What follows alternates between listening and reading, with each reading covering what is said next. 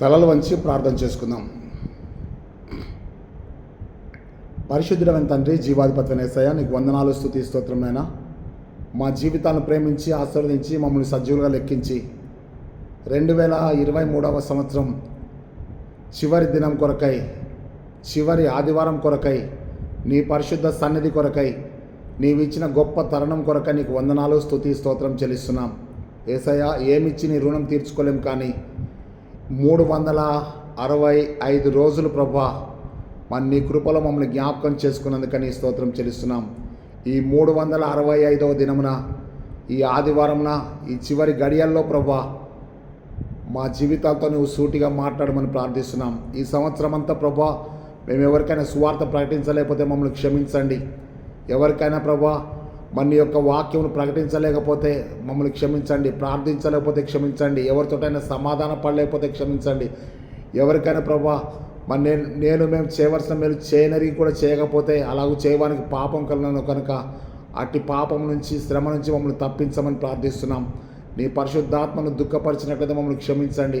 నాయన, ఈ సంవత్సరంలో చివరి సందేశాన్ని ప్రభా మీరు మాకు అనుగ్రహించి ఉండగా, ఈ సందేశము సేవకులకు, విశ్వాసులకు, సహోదరులకు, దైవజనులకు నాయన ఆశీర్వాదకరంగా ప్రతిష్ఠించి మా అందరి జీవితాల్లో నీ పరిశుద్ధాత్మ కార్యం జరిగించండి. నాయన, నువ్వు మా కొరకు సిద్ధపరిచేటువంటి నూతన సంవత్సరం కొరకు, నూతన వాగ్దానముల కొరకు, నూతన హెచ్చరికల కొరకు, నూతన మహిమ కార్యముల కొరకై నీకు వందనాలు, స్తోత్రం చెల్లిస్తున్నాం.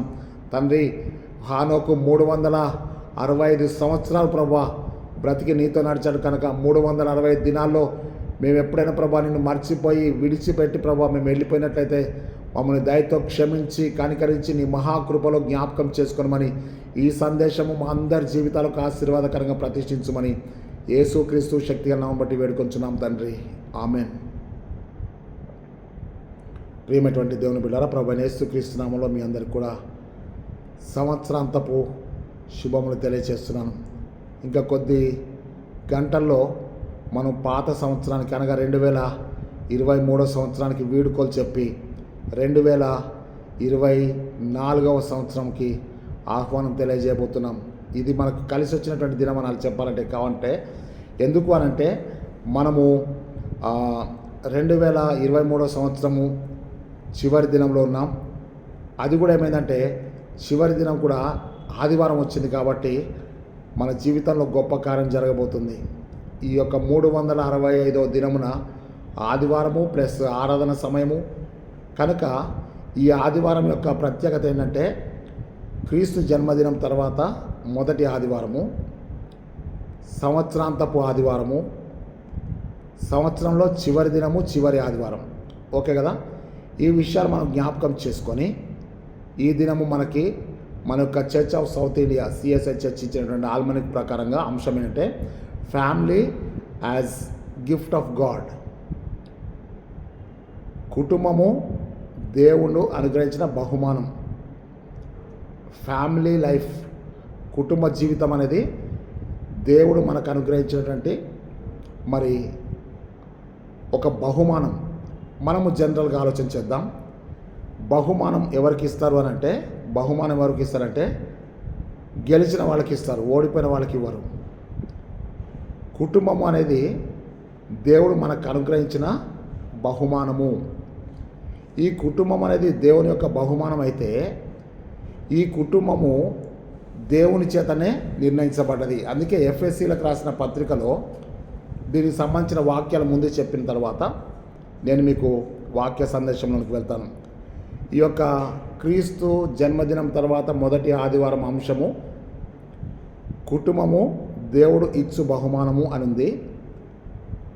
Family as gift of God అనే అంశం ఉంది. ఆ తర్వాత మనం చూస్తే దీని బైబిల్ పాఠాలు యెహోషువ గ్రంథము 24వ అధ్యాయము 14వ వచనం నుంచి 22వ వచనం వరకు. యెహోషువ గ్రంథము 24వ అధ్యాయం 14 నుంచి 22. కీర్తనల గ్రంథంలో 128వ కీర్తన రాయబడ్డది. ఎఫ్ఎస్సి పత్రిక 3వ అధ్యాయము 14 నుంచి 21వ వచనం వరకు ఎఫ్ఎస్సి పత్రిక. మార్కు సువార్త 3వ అధ్యాయము 31 నుంచి 35 సువార్త పాఠం. మార్కు సువార్త 3, 31 నుంచి 35 వరకు. సో ఈ బైబిల్ పాఠాలను అనుసరించి మన అంశం ఏంటంటే కుటుంబము దేవుడు అనుగ్రహించు బహుమానము. ఈ కుటుంబ వ్యవస్థ అనేది దేవుని చేత ఏర్పాటు చేయబడ్డ వ్యవస్థ.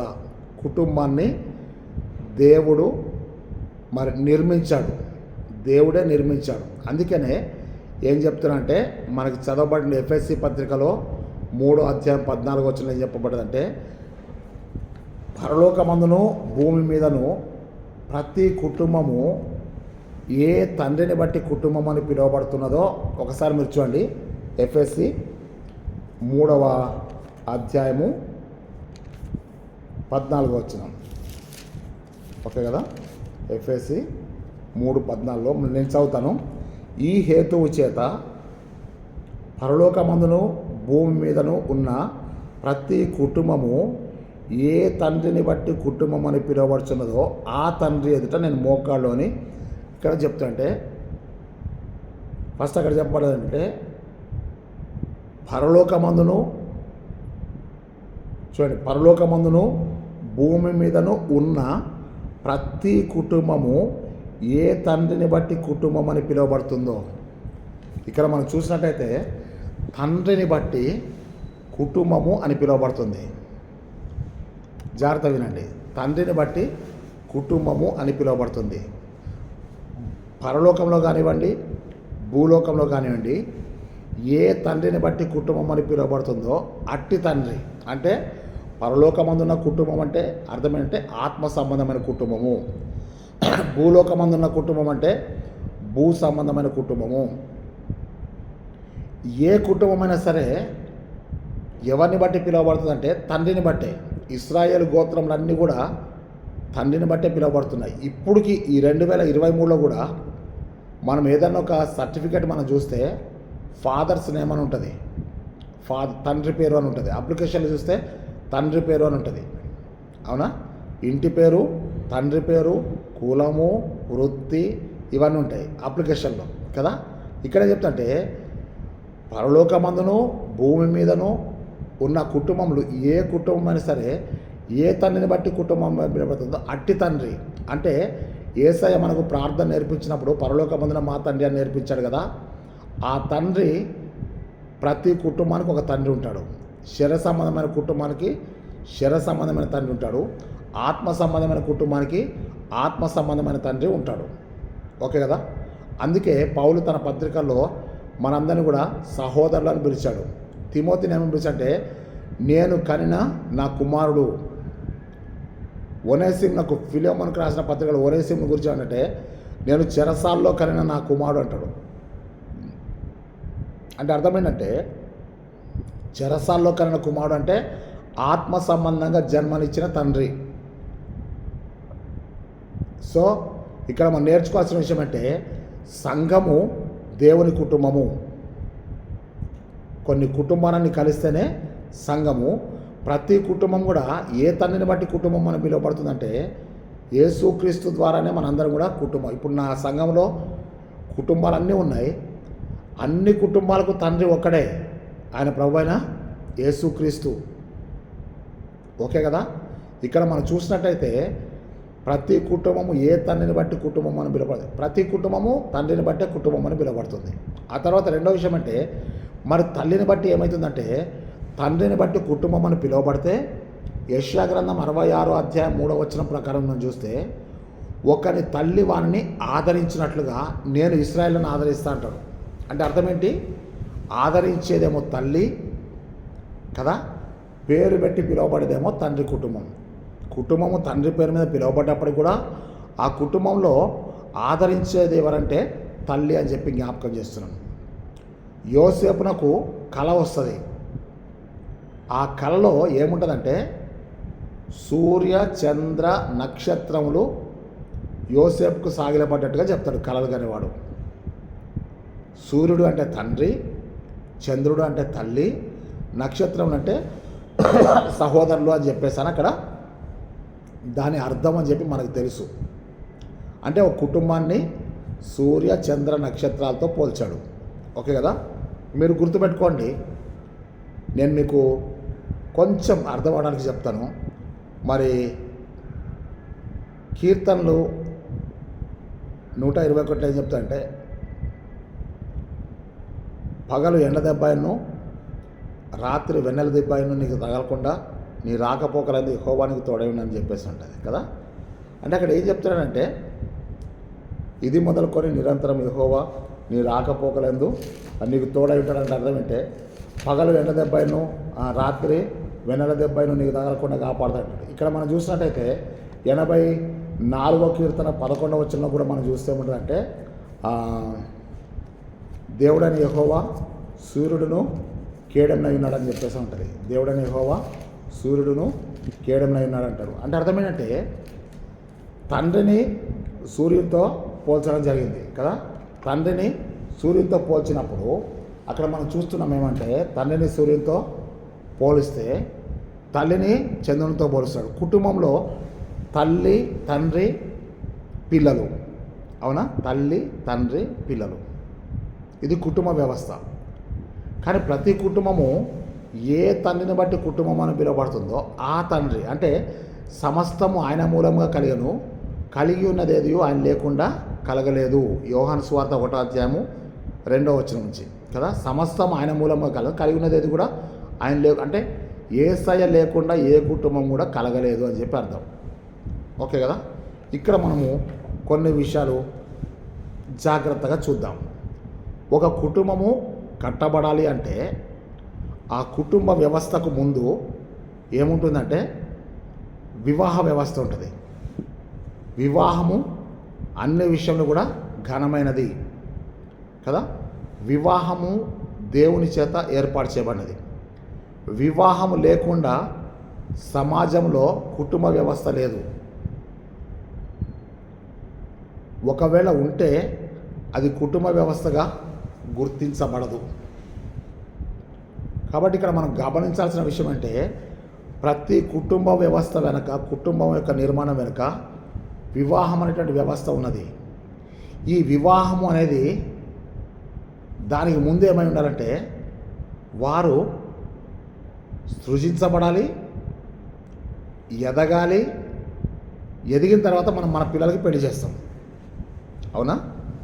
అంటే ఇక్కడ మనం నేర్చుకోవాల్సిన విషయం ఏంటంటే, కుటుంబ వ్యవస్థ వివాహ వ్యవస్థకు సంబంధించిందైతే వివాహ వ్యవస్థ సృష్టించబడినటువంటి సృష్టికర్తకు సంబంధించింది.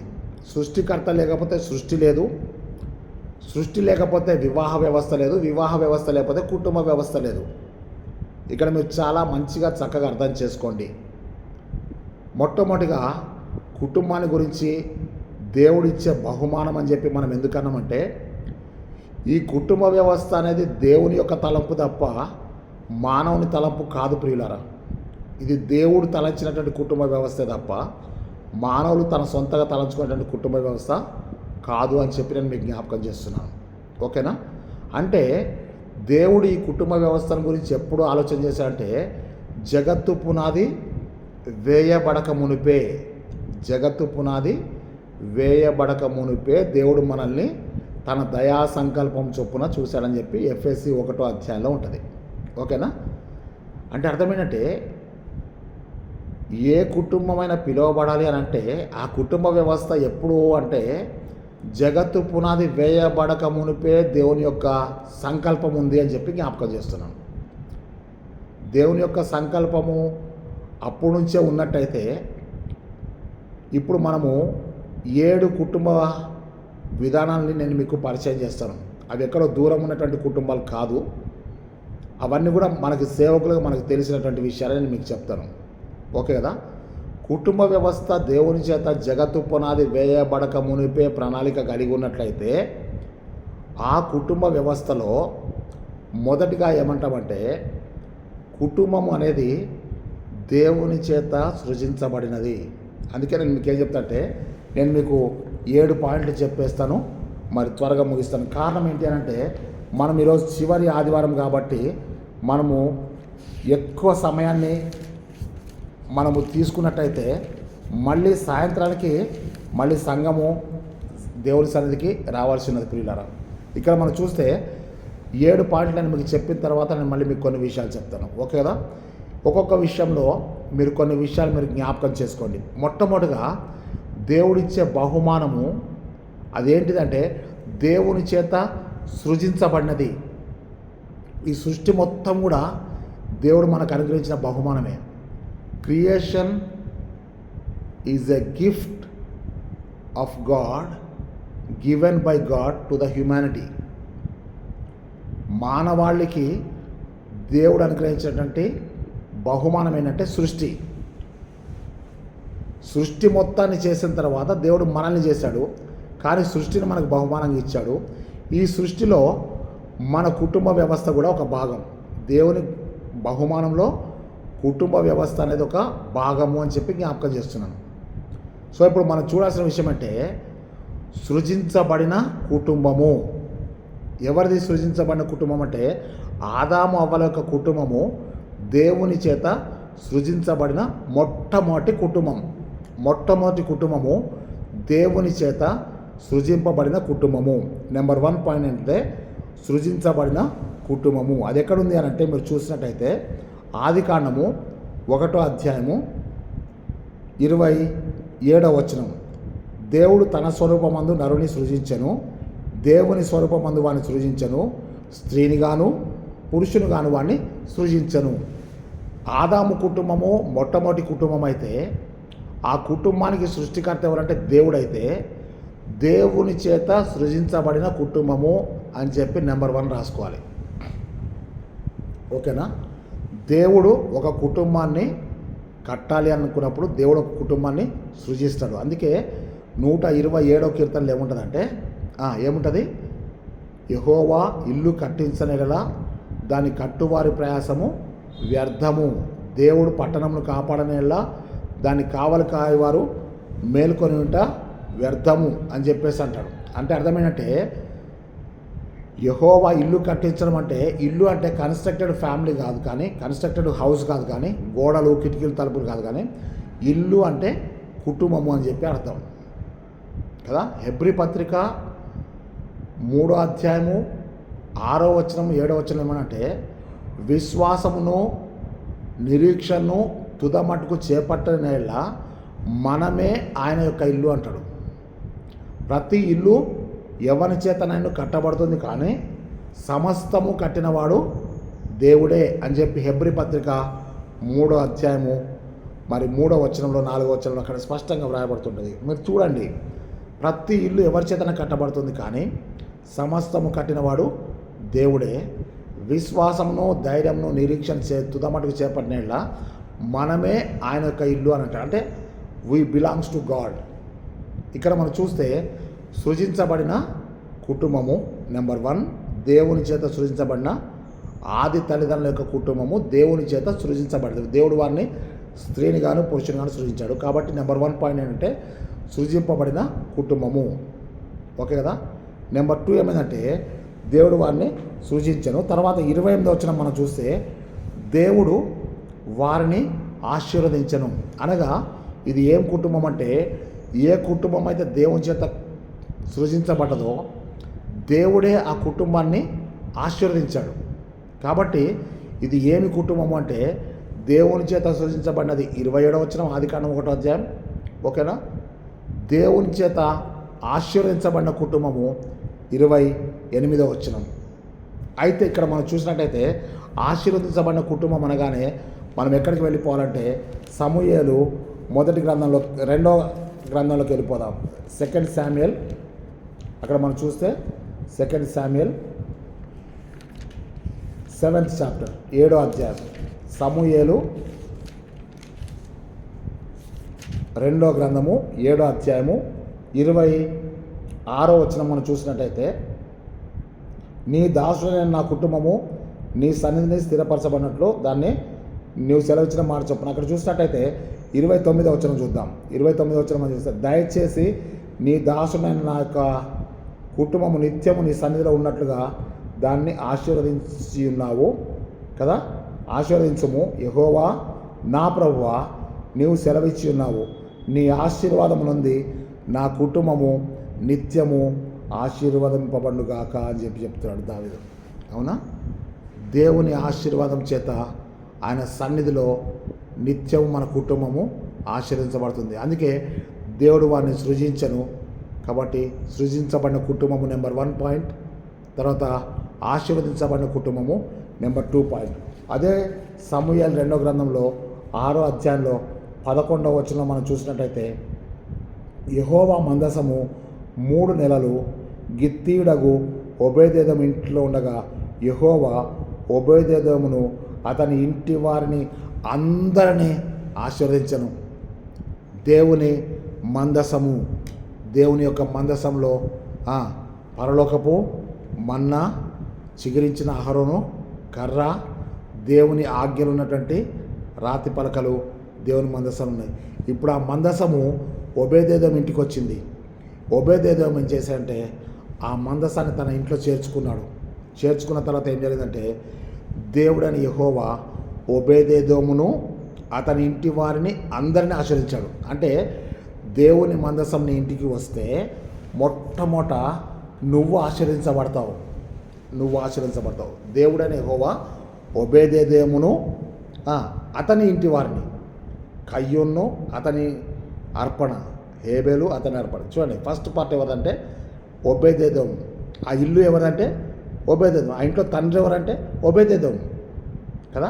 ప్రతి ఇల్లు తండ్రిని బట్టి పిలువబడుతుంది కదా.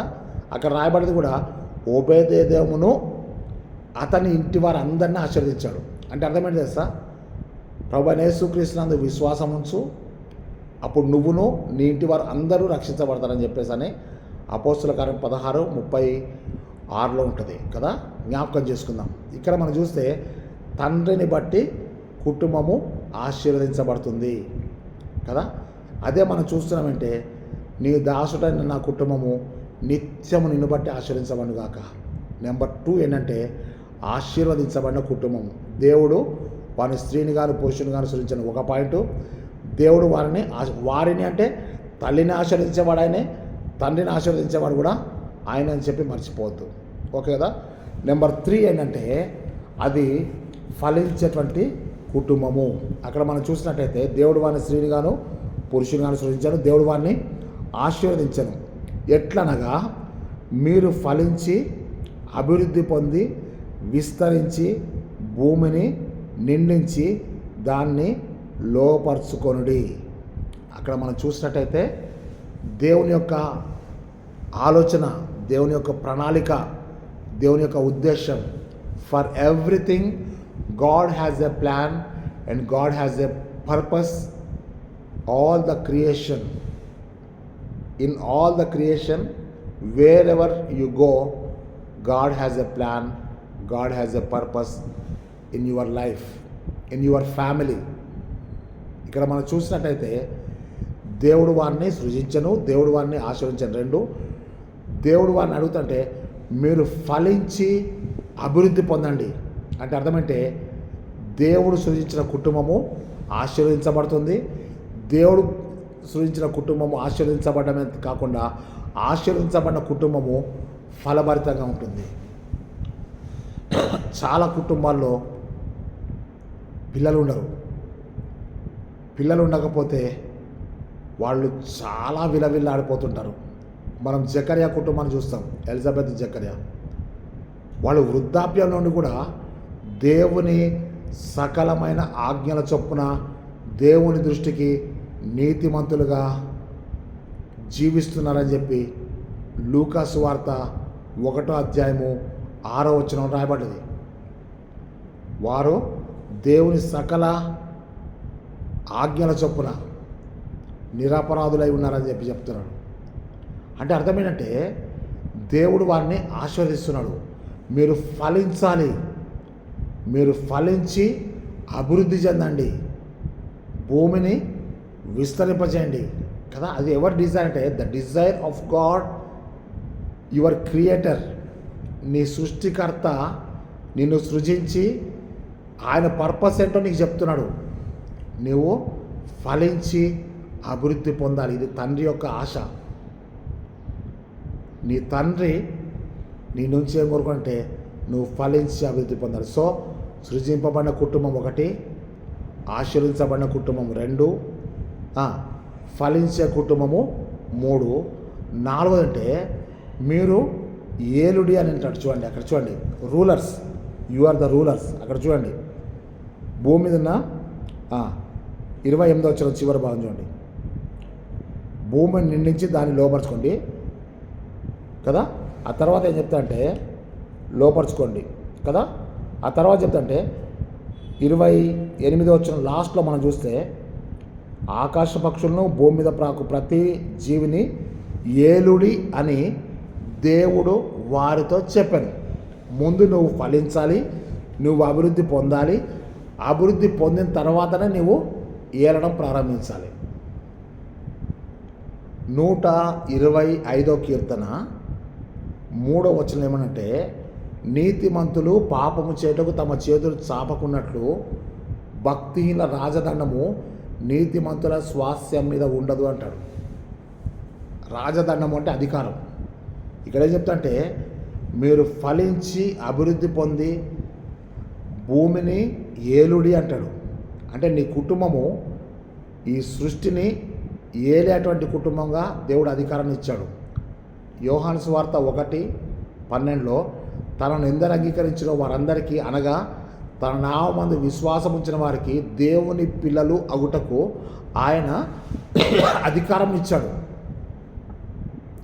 లూకా సువార్త 9వ అధ్యాయం 1-2 వచనాలు ఏమనంటే కదా, అపవిత్రాత్మలను వెళ్ళగొట్టకును అధికారమును, రోగులను స్వస్థపరచు వరమును వారికి అనుగ్రహించి గ్రామాలకు పంపించాడు. అంటే దురాత్మ శక్తులను ఎదిరించడానికి అధికారాన్ని ఇచ్చాడు, స్వస్థపరచడానికి స్వస్థపరిచే వరాన్ని ఇచ్చాడు.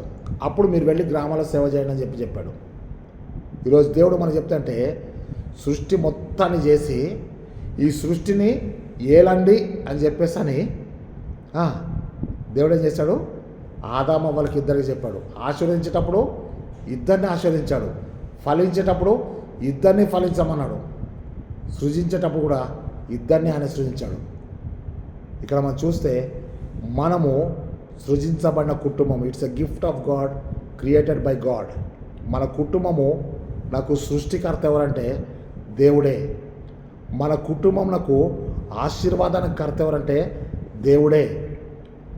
మన యొక్క కుటుంబమునకు ఫలములు ఇచ్చివాడు ఎవరంటే, ఆ ఫలములో జీవములు ఇచ్చివాడు ఎవరంటే దేవుడే.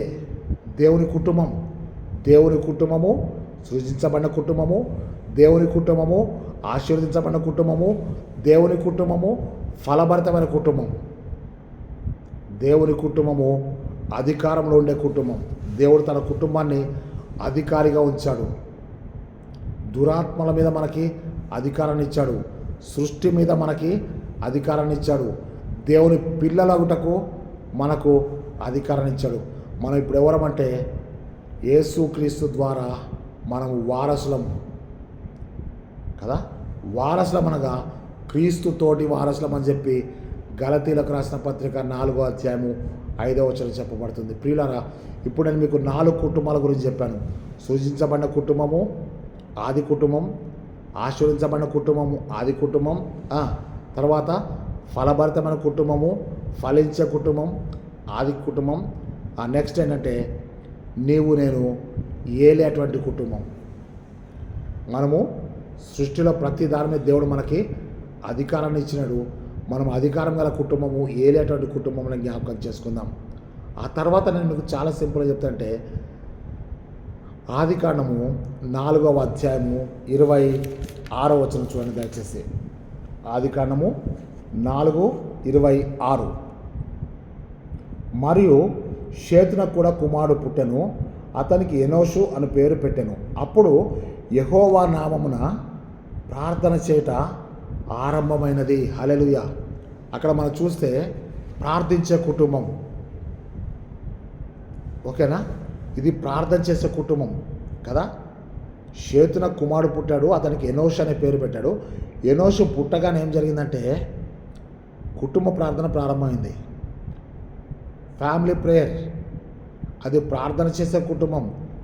దేవుడు ఆ ప్రార్థన విన్న రోజున ఎంత సంతోషపడ్డాడు. నా బిడ్డలు, నా స్వరూపమందు చేయబడ్డ బిడ్డలు, నా చేత సృజించబడిన బిడ్డలు నా చేత ఆశీర్వదించబడ్డ బిడ్డలు, నా కొరకు ఫలించే బిడ్డలు, నా సృష్టిని ఏలేటువంటి బిడ్డలు నా సన్నిధిలో ప్రార్థన చేస్తున్నారని చెప్పి దేవుడు నిజంగా ఆ బహుమానమైన కుటుంబాన్ని బట్టి ఎంత సంతోషించాడో. నిజమే, ఎంతోమంది సేవకులు నాకు తెలుసు, మంచి కుటుంబ ప్రార్థన చేసుకునే సేవకులు నేను చూశాను. ఇంగ్లాండ్ దేశంలో చూశాను, మన భారతదేశంలో చూశాను, పల్లె గ్రామాల్లో కూడా కుటుంబ ప్రార్థన చేసుకునే కుటుంబాన్ని నేను చూశాను. మళ్ళీ మీకు జ్ఞాపకం చేస్తున్నా, సడన్గా ఎన్నో కుటుంబాలకు వెళ్ళి నేను తలుపు కొట్టినప్పుడు వాళ్ళు, అయ్యా రండి, మీరు సమయానికి వచ్చారు, మా కుటుంబ ప్రార్థనలో పాల్గొనండి అని చెప్పి నన్ను ఆహ్వానించిన కుటుంబాన్ని బట్టి నేను దేవుని స్తుతి చెల్లిస్తున్నాను. ఎన్నోషు కాలంలో కుటుంబ ప్రార్థన ప్రారంభమైంది. మళ్ళీ నేను మీకు చెప్తున్నాను, నేను ఈ యొక్క చివరి దినము చివరి గడియల్లో నేను నెగిటివ్ ఫ్యామిలీస్ గురించి నేను షేర్ చేయదలుచుకోలేదు. కారణం అంటే నెగిటివ్ ఫ్యామిలీస్ గురించి ఎన్ని చెప్పుకున్నా తరిగేటి కాదు, కానీ బ్లెస్సెడ్ ఫ్యామిలీస్ గురించి నేను మీకు చెప్పాలనుకున్నాను. దీవించబడ్డ కుటుంబాల గురించి మాత్రమే చెప్పాలనుకున్నాను. సో ఇక్కడ ఎన్నో కుటుంబాల్లో ఇప్పటికీ 2023లో కూడా కుటుంబ ప్రార్థనలు జరిగే కుటుంబాన్ని బట్టి నేను దేవునికి స్తుతి చెల్లిస్తున్నాను. ఏ కుటుంబంలో అయితే ప్రార్థన ఉంటుందో ఆ కుటుంబంలో అధికారం ఉంటుంది. ఏ కుటుంబంలో అధికారం ఉంటుందో ఆ కుటుంబంలో ఫలాలు ఉంటాయి. ఏ కుటుంబంలో అయితే ఫలాలు ఉంటాయో అక్కడ ఆశీర్వాదాలు ఉంటాయి. ఎవరయ్యా వీళ్ళంతా అంటే దేవుని చేత సృజించబడిన కుటుంబం అని చెప్పి నేను మీకు జ్ఞాపకం చేస్తున్నాను. సో నెంబర్ 5 వచ్చేసి ఏం కుటుంబం? ప్రార్థన చేసే కుటుంబం. నెంబర్ 6 వచ్చేసి అబ్రహాము విశ్వాసులకు తండ్రి. ఓకేనా? అబ్రహాము విశ్వాసులకు తండ్రి, అవునా? ఈ విశ్వాసులకు తండ్రి అయితే ఇతడు అబ్రహాము దేవుని నమ్మెను, అది అతనికి నీతిగా ఎంచబడెను, అవునా? అక్కడ మనం రోమిలకు రాసిన పత్రిక 4వ అధ్యాయంలోకి వచ్చేద్దాం ఒకసారి. నేను మీకు చాలా అర్థవంతంగా నేను మీకు చెప్పాలని చెప్పి నేను ప్రయత్నం చేస్తున్నాను. మీరు దయచేసి ఇవన్నీ కూడా మీరు రాసుకోండి. రోమాపత్రిక 4వ అధ్యాయము, రోమిలకు రాసిన పత్రిక 4వ అధ్యాయము 19వ వచనం మనం చూద్దాం. అక్కడ మనం చూస్తే విశ్వాసం బట్టి అతడు బలహీనుడు కాక, కదా చూడండి 19, మరియు అతడు విశ్వాసం నందు బలహీనుడు కాక రమారమి 100 ఏళ్ల వయసు గలవాడై ఉండి అప్పటికి తన శరీరం మృతతుల్యమైనట్టు శారా గర్భం మృతతుల్యమైనట్టు ఆలోచించను. కానీ అవిశ్వాసం వలన దేవుని వాగ్దానం గురించి సందేహింపక దేవుని మహిమపరిచి ఆయన వాగ్దానము చేసిన దాన్ని నెరవేర్చుటకు సమర్థుడని రూఢిగా విశ్వసించి విశ్వాసము వలన బలము పొందెను. అందుచేత అది అతనికి నీతిగా ఎంచబడెను. మీకు మళ్ళీ జ్ఞాపకం చేస్తాను. యేసయ్య అబ్రహాం గురించి చెప్తూ ఏమంటాడంటే లూకా 19వ అధ్యాయంలో 8-9 వచనాలు మనం చూస్తే, 8వ వచనం చూస్తే, ఇతడును అబ్రహాం కుమారుడే కదా. 9వ వచనంలో నేడు ఇంటికి రక్షణ వచ్చి ఉన్నది అంటాడు. ఎవరి గురించి? జక్కయ్య ఇంటికి వచ్చి ఇతడును అబ్రహాము కుమారుడే అన్నాడు, అవునా? ఆ మాట చెప్పినప్పుడు ఆ యేసయ్య ఎక్కడ ఉన్నాడంటే జక్కయ్య ఇంట్లో, పొట్టి జక్కయ్య ఇంట్లో ఉన్నాడు. ఓకేనా? ఇప్పుడు జక్కయ్య కుటుంబము ఏమి కుటుంబం అంటే విశ్వాసుల యొక్క కుటుంబం. ఎందుకంటే అబ్రహాము విశ్వాసులకు తండ్రి. ఈరోజు దేవుడు నీకు నాకు చెప్పేటువంటి 6వ కుటుంబం అంటే విశ్వాసుల యొక్క కుటుంబం. అబ్రహాము కుటుంబం, జక్కయ్య కుటుంబము, విశ్వాస యొక్క కుటుంబము. ఈ విశ్వాసుల జాబితా మొత్తం కూడా మనం చూస్తే హెబ్రీ పత్రిక 11వ అధ్యాయం మొత్తం కూడా విశ్వాసుల గురించే వ్రాయబడ్డది. సో 6వ కుటుంబం ఏంటంటే విశ్వాసుల కుటుంబం. మొదటి సృజించబడిన కుటుంబం, రెండవది ఆశీర్వదించబడిన కుటుంబము, మూడవది ఫలించే కుటుంబము, 4వది ఏలుచున్న కుటుంబము, 5వది ప్రార్థించే కుటుంబము. ఆరవది మనం చూస్తున్నాం ఏంటంటే విశ్వాసుల యొక్క కుటుంబం. అదే లూకాసు వార్త 10వ అధ్యాయము,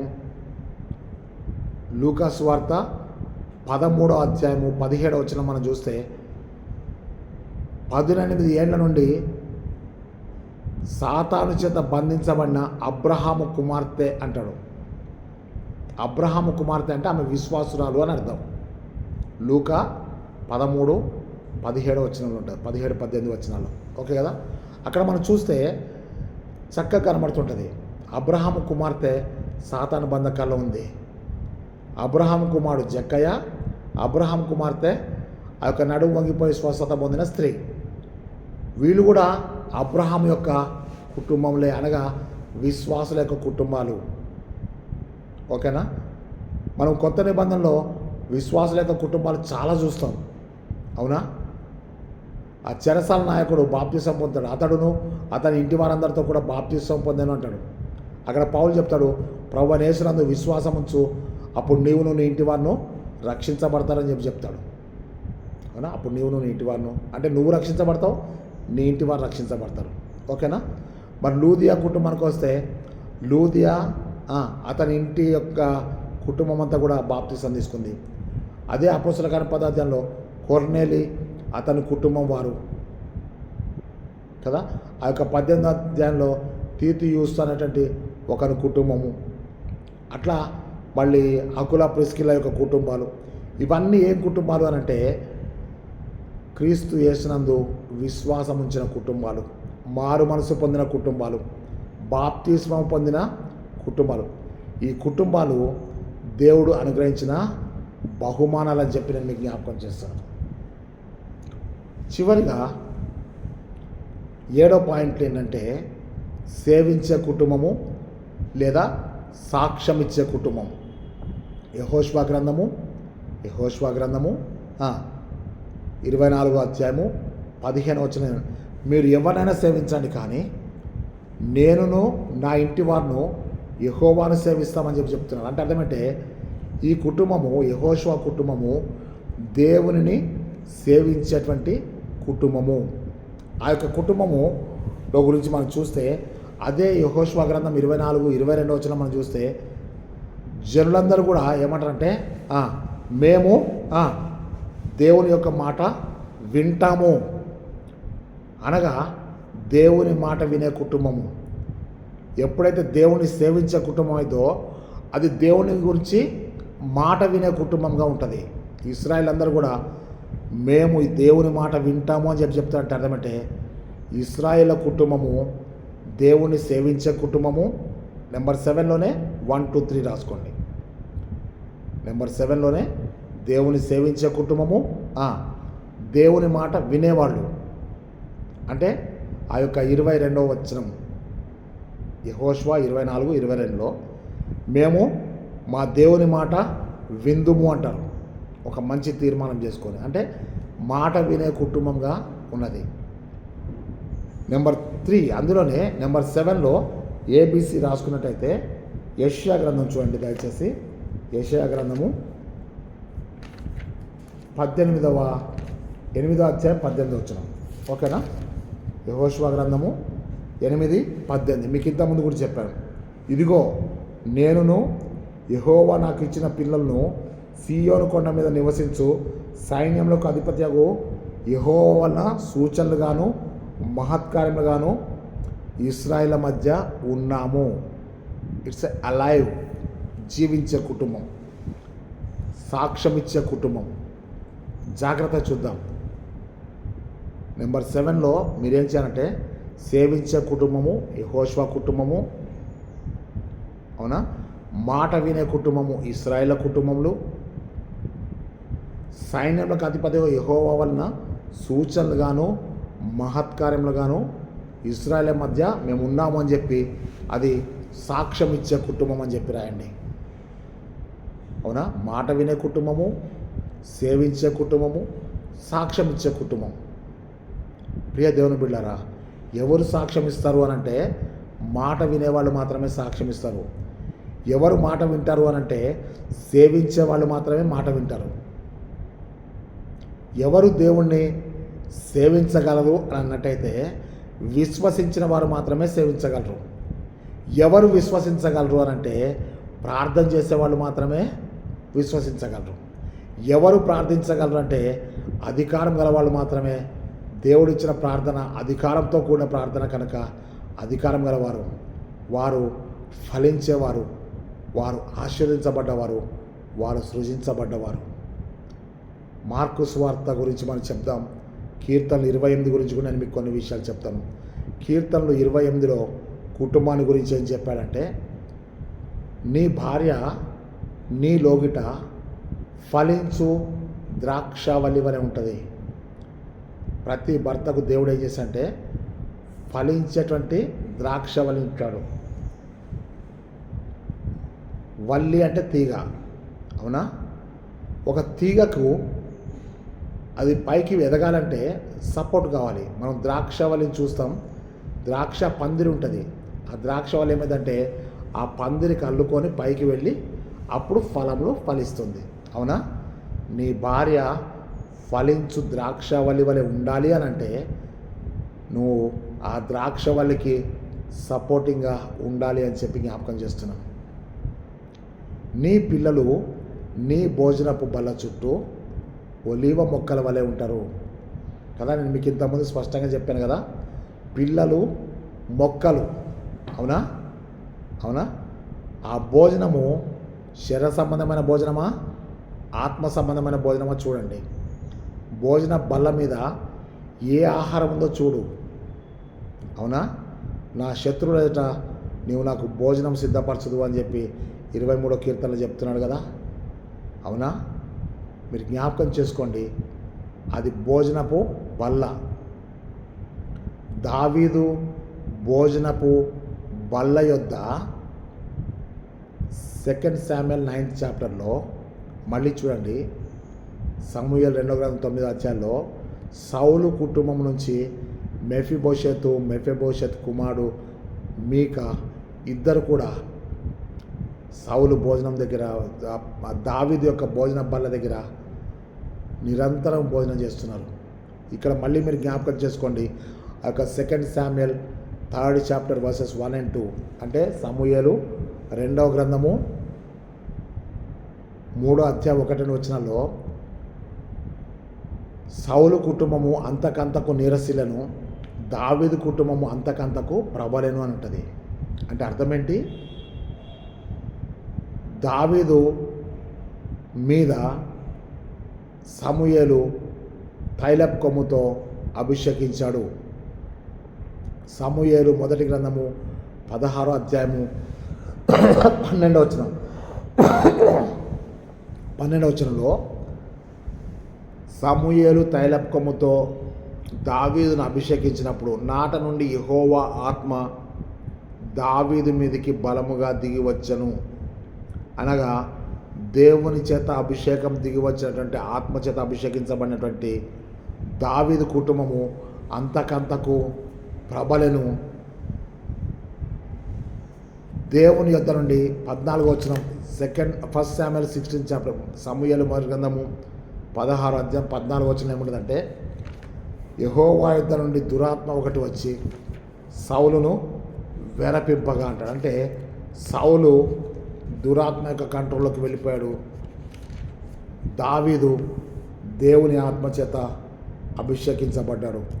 అక్కడ మనము సమూయేలు 2వ గ్రంథము ఆ యొక్క 3వ అధ్యాయము మొదటి 2 వచనాలు నేను చదువుతాను మీ కొరకు. సౌలు కుటుంబీకులకును దావీదు కుటుంబీకులకును బహుకాలము యుద్ధము జరగగా దావీదు అంతకంతకు ప్రబలను, సౌలు కుటుంబము అంతకంతకు నీరసెలను. ఈ 2 కుటుంబాలకి యుద్ధం జరుగుతుంది. ఎందుకు యుద్ధం జరుగుతుందంటే, సౌలు కుటుంబానికి సౌలు తండ్రి, దావీదు కుటుంబానికి దావీదు తండ్రి. తండ్రి అయినటువంటి దావీదు దేవుని ఆత్మతో అభిషేకించబడ్డాడు. తండ్రి అయిన సౌలు దురాత్మ చేత పీడించబడుతున్నాడు. వీరిద్దరికి యుద్ధం జరుగుతుందంటే అర్థమంటే వీరిద్దరికి జరిగే యుద్ధం కాదు, కానీ ఈ దురాత్మతో నింపబడ్డ కుటుంబీకులు దేవుని ఆత్మతో నింపబడ్డ కుటుంబీకులతో ఎప్పుడు యుద్ధం జరుగుతూనే ఉంటుంది. ఒకే కుటుంబంలో దేవుని ఆత్మతో ఉన్న వాళ్ళు ఉంటారు, దురాత్మతో ఉన్న వాళ్ళు కూడా ఉంటారు. వాళ్ళకి ఎప్పుడు పొత్తు కలవదు. దురాత్మతో నింపబడ్డ వాళ్ళు అంతకంతకు నీరసిల్లిపోయారు. దేవుని ఆత్మతో నింపబడ్డవారు అంతకంతకు ప్రబలని ఉంటుంది. ఇదొకటే మీకు సూచన. దేవుని కుటుంబము అంతకంతకు ప్రబలను, దురాత్మతో నింపబడ్డ కుటుంబం అంతకంతకు నీరసిల్లను. ఒకప్పుడు దావీదు దేవుని ఆత్మతో నింపబడి ఎట్లయితే తన కుటుంబాన్ని కాపాడుకున్నాడో, సౌలు కూడా ఒకప్పుడు దేవుని చేత అదే సమూయేలు చేత అభిషేకించబడ్డాడు. కానీ దావీదు చేసిందంటే దేవుని యొద్ద పశ్చాత్తాపడుతున్నాడు, దేవుని యొద్ద కన్నీరు గారుస్తున్నాడు.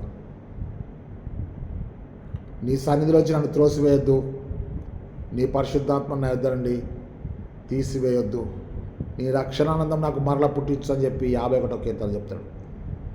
వేర్ హ్యాస్ సౌల్ ఏం చేశాడంటే యెహోవాను విసర్జించను.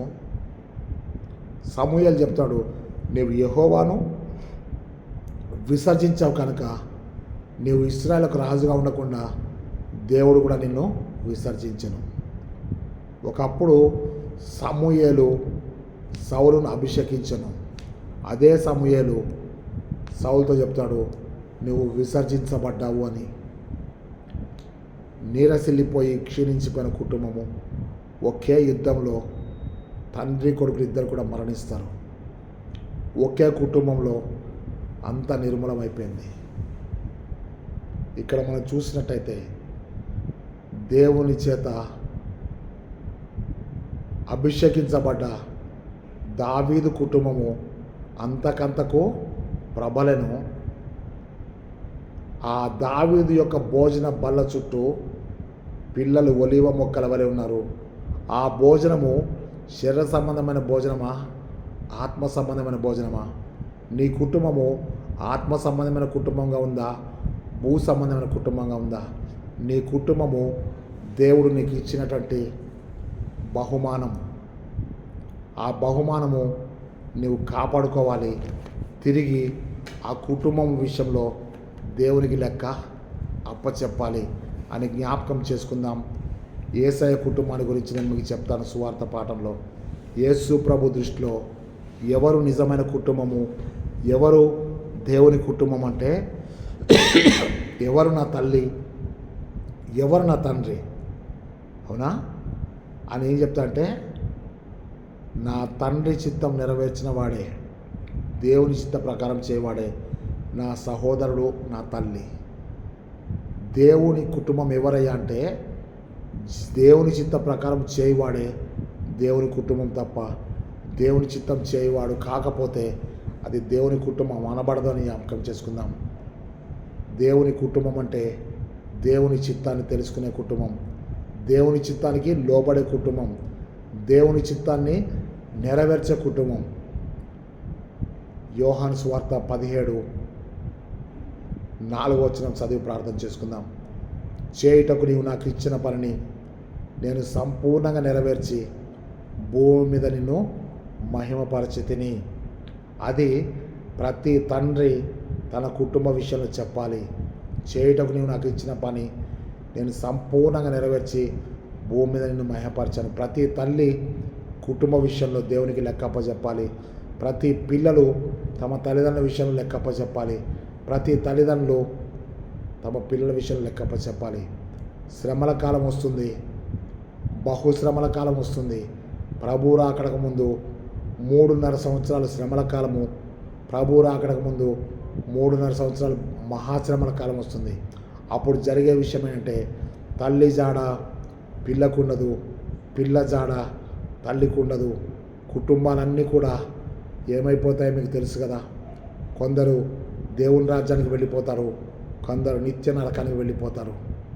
అప్పుడు మన పరిస్థితి ఏంటో ఒక్కసారి ఆలోచన చేసుకుందాం. ఒక బహుమానం ఎవరైనా ఇస్తే ఆ బహుమానాన్ని చాలా జాగ్రత్తగా ఉంచుకొని ఇది దేవుడు నాకు ఇచ్చిన బహుమానం అని చెప్పి నువ్వు చెప్పగలిగితే నీ కుటుంబము దేవునికి మహిమకరమైన కుటుంబం అని జ్ఞాపకం చేస్తున్నాను.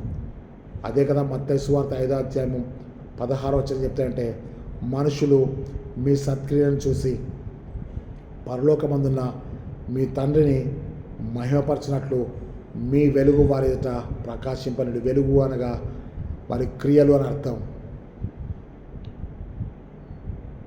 ఆ తర్వాత మనం చూస్తున్నాం యోహాను సువార్త 15వ అధ్యాయము 8వ వచనం చెప్తాడు, మీరు బహుగా ఫలించడం వలన మీరు నాకు శిష్యులై ఉందని చెప్పి ఇందువలన తండ్రి మహిమపరచబడతాడని చెప్తున్నాడు. ఇంకో దగ్గర చెప్తాడు, ఆ యొక్క 15వ అధ్యాయం యోహాను సువార్త 15:16 చెప్తాడంటే, మీరు నన్ను ఏర్పరచుకోలేదు కానీ మీరు వెళ్ళి ఫలించుటకును మీ ఫలం నిలిచి ఉంటకును నేను మిమ్మల్ని ఏర్పరచుకొని నియమించితిని అని చెప్పి తన శిష్యులకు చెప్తున్నాడు. అనగా అర్థమేంటంటే, దేవుని కుటుంబము ఒక బహుమానం అయితే, మనము దేవుని చేత ఏర్పరచబడ్డ వారమైతే మనం ఫలభరితంగా ఉండాలి, మన ఫలములు నిలిచి ఉండాలని జ్ఞాపకం చేసుకుందాం. ఈ సంవత్సరానికి చివరి ప్రసంగం ఇదైతే, చివరి ఆదివారం ఇదైతే, దేవుడు మళ్ళీ తన యొక్క సంకల్పాన్ని ఎక్కడి నుంచి స్టార్ట్ చేస్తాడంటే కుటుంబ వ్యవస్థ నుంచి స్టార్ట్ చేస్తున్నాడు. అనగా క్రీస్తు జన్మదినం తర్వాత మొదటి ఆదివారము మరి క్రీస్తు యొక్క కుటుంబంగా, ప్రక్షాళనం చేయబడ్డ కుటుంబంగా ఆశీర్వదించబడి ఫలించి అభివృద్ధి చెంది ప్రార్థించి విశ్వాసంతో ఉండి నిలకడగా ఉండి దేవుని సన్నిధిలో సేవించే కుటుంబం ఉంటకు పరిశుద్ధాత్మ దేవుడు మనకు సహాయము చేయునుగాక. Amen, amen, amen. ప్రార్థన చేసుకుందాం. పరిశుద్ధుడైన తండ్రి, జీవాధిపతి అనే సాయానికి స్తోత్రం చెల్లిస్తున్నాం. మా జీవితాలు, నీవు మాకు ఇచ్చిన సృష్టి, నీవు మాకు ఇచ్చిన కుటుంబాలు, ఇవన్నీ కూడా నీవు మాకు ఇచ్చిన బహుమానాలైతే, మేము నీ చేత సృజించబడ్డ మేము, నీ చేత ఆశీర్వదించబడ్డ మేము, నీ కొరకు ఫలించే మేము, నీవు ఇచ్చిన సృష్టిని ఏలేటువంటి మేము ప్రార్థనా పరులుగాను, విశ్వాసులుగాను, సేవించువారిగాను, సాక్ష్యం ఇచ్చేవారిగా మమ్మల్ని ప్రతిష్ఠించి నీ మహిమరాజ్యం కొరకు మమ్మల్ని ఆయుత్తపరచమని, నీ శిలువ రక్తము చేత మమ్మలను మా బిడ్డలు ముద్రించి ప్రతి కీడు నుంచి ప్రతి దృష్టి నుంచి కూడా మమ్మల్ని తప్పించమని, నూతన సంవత్సరపు ఆరాధనకు, నూతన సంవత్సరపు సందేశాలకు మాకు సంపూర్ణమైన సిద్ధపాటు దయచేయమని యేసుక్రీస్తు శక్తిగల నామమును బట్టి వేడుకొంచున్నాం తండ్రి. ఆమెన్. మన ప్రియ ప్రభువైన యేసుక్రీస్తు కృపయు, తండ్రి అయిన దేవుని ప్రేమయు, పరిశుద్ధాత్మ యొక్క సహవాసము, సకల దీవెనలు ప్రార్థించిన మనకును, తన నామమును బట్టి ప్రార్థిస్తున్న ప్రతి బిడ్డలకు, సంఘమునకు, కుటుంబములకు ఇప్పుడు సదాకాలం తోడే నడిపించునుగాక. ఆమెన్. దేవుడు మనందరిని దీవించి నూతన సంవత్సరంలో ఒక ఫలభరితమైన ఆశీర్వాదమైన కుటుంబంగా, ప్రార్థించే కుటుంబంగా, విశ్వాసించే కుటుంబంగా, సేవించే కుటుంబంగా, సాక్ష్యం ఇచ్చే కుటుంబంగా దేవుడు మనందరినీ కూడా ప్రతిష్ఠించునుగాక. దేవుడు నామమునకు మహిమ కలుగునుగాక. 9553831316 అనే నెంబర్కి ఫోన్ చేయండి. దయచేసి మీ అనుదిన ప్రార్థనలో సేవకుని నా కొరకు మీరు ప్రార్థన చేయండి. రెండో విషయం, రేపు ఇదే సమయానికి మీకు పాత సంవత్సరంలో సంవత్సరాంతమంది చేసేటువంటి చివరి ప్రసంగాన్ని నేను జ్ఞాపకం చేస్తాను. ఎల్లుండి పొద్దున్న నూతన సంవత్సరంలో చేసే మొదటి ప్రసంగాన్ని నేను జ్ఞాపకం చేస్తాను. అనగా అర్ధరాత్రి 2 ప్రసంగాలు ఉంటాయి కదా. ఓల్డ్ ఇయర్ ప్రసంగం ఒకటి ఉంటుంది, న్యూ ఇయర్ ప్రసంగం ఉంటుంది. కనుక ఆ రెండిట్లో మొదటిది రేపు ఉదయం పెడతాను, ప్రసంగాన్ని అప్లోడ్ చేస్తాను. ఎల్లుండి ఆ యొక్క నూతన సంవత్సర ప్రసంగాన్ని, అనగా మరి దేవుడు మనకి పాత సంవత్సరంలో చివరి ప్రసంగం అంటే థ్యాంక్స్ గివింగ్, దేవుని కృతజ్ఞత చెల్లించే అంశం ఉంది. దాని గురించి సిద్ధపరిచాను. తర్వాత దేవుని యొక్క కృపను గురించి, మరి క్రొత్త సంవత్సరంలో ఆరాధన వాక్యం ఉంది. ఈ 2 ప్రసంగాలు కూడా నేను మీకు చెప్తాను, అప్లోడ్ చేస్తాను. దయచేసి మీరు ఒక్కటే చేయండి, శ్రమ పడండి, ప్రార్థించండి, సంఘాల కొరకు మోకాలేసి కన్నీరు కార్చండి. వీటన్నిటితో పాటు పరిశుద్ధాత్మలో ఈ ప్రసంగ సహకారి అనేటువంటి వాక్యాలు జ్ఞాపకం చేసుకొని దేవుని యొక్క సందేశాన్ని సంఘ క్షేమాభివృద్ధి కొరకు అందించండి. ఈ సంవత్సరం అంతా కాపాడిన దేవుడు నూతన సంవత్సరంలో మనందరినీ బలపరిచి స్థిరపరిచి తన నిత్య మహిమలో చేర్చుకొనుగాక. Amen, amen, amen. దేవుని నామమునకు మహిమ కలుగునుగాక.